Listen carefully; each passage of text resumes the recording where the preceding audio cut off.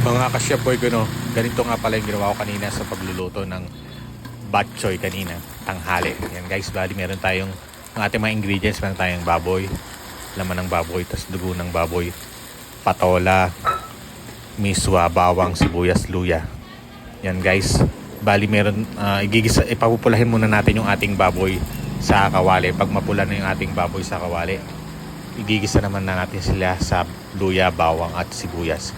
Yan, pag nagisa na natin sila, ating baboy, yung laman ng baboy, ay sasangkutsahin natin sila ng maigi. Bali, meron din pala ako nilagay dyan na pork cubes. Yan, bali, sinasabay ko na yung sa pagigisa para mas lalong tumamak at lalong lumasa yung ating bok choy. Yan guys, pagkatapos nun, pag malambot na yung ating baboy, ilalagay na naman natin yung ating dugo. Sasabay na rin natin sa pagsasangkutsa. Guys, pag okay na yung ating dugo, ay ilalagay naman natin yung ating patola. Yan guys, yung patola, yung aming gulay na nilalagay dito sa basoy o bok choy. Pagkatapos nun, pag okay na yung ating patola, yung ating namang miswa. Yan guys, pag okay na, pwede na hanguin ang ating bok choy. Pwede na tayong kumain. Ulam natin sa pananghalian.